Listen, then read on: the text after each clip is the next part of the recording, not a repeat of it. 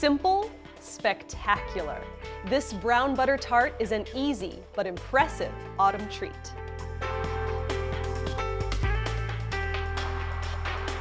Tarts are such a versatile pastry. They can be light and fruity or rich and luscious, like this brown butter version.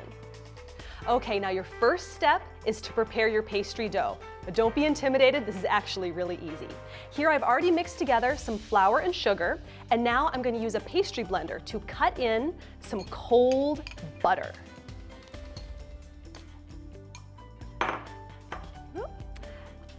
And just carefully incorporate that into your flour mixture. And just work with it until it gets that pea-sized consistency. Might take a little while, just keep on going. I have whisked together 2 egg yolks and some cold water. And I'm just going to gradually incorporate this into our flour mixture. Now this is where you're going to want to make sure not to handle the dough too much, because you don't want to warm up that cold butter, because that's what's going to give us a light and flaky crust. So once you've incorporated it in a little bit with a fork, then you can start lightly working it with your hands until it forms a nice ball. If it's firm enough, you can go ahead and roll out the dough right now, or you can always go ahead and put it in the refrigerator, let it firm up for about an hour. Okay, so once the dough is ready to go, I'm going to roll it out on a lightly floured surface. You're going to want to make it a few inches larger than the pan that you're using. Okay, when that's all ready to go, I'm going to gently fold it in half to transfer it to the tart pan. And then gently lift it and gently drop it in the pan. Unfold. If it breaks a little bit, not a big deal. Pinch it right back together.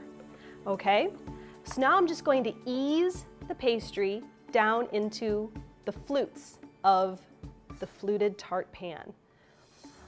I'm just easing it right into the corner and then pressing it into the flutes.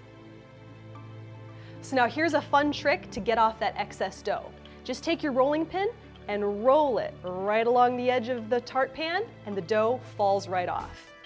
So now we're going to make the tart filling. You are going to love this. It has such a warm, rich, buttery flavor. So now what I've done is I've mixed together 3 eggs with some sugar and flour, and that's going to wait in the wings while we deal with the butter. So here in a heavy saucepan, I've melted 3/4 cup of butter. Now here you have 2 options. What I'm going to do is add a vanilla bean that's been split lengthwise. Now you can also use vanilla extract if you want to, but if you do that, don't put it in the butter, add it to your flour mixture. So now I'm just going to stir this. You're going to do it over medium-high heat. It could take a little while to get that beautiful brown sugar color, maybe up to 10 minutes. When it starts to turn, you're going to get this warm, nutty aroma from the brown butter, and it will turn this gorgeous color. So now what I'm going to do is take out the vanilla bean. Now I'm just going to slowly add the butter into the flour mixture. Make sure your oven is preheated to 350 degrees, and then you can fill your tart pan. Ease it into all the edges. Then that will just cook up for about 35 minutes. Then you will want to cool your tart on a wire rack for about 2 hours, and after that, chill it in the refrigerator for another 2 hours. Now, here's a fun trick. To get the tart out of the pan, just use a coffee can, a tomato can, whatever you have around.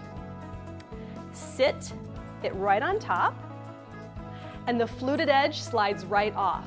Then you can just slide the metal part of the pan right onto your serving tray, and you're ready to serve.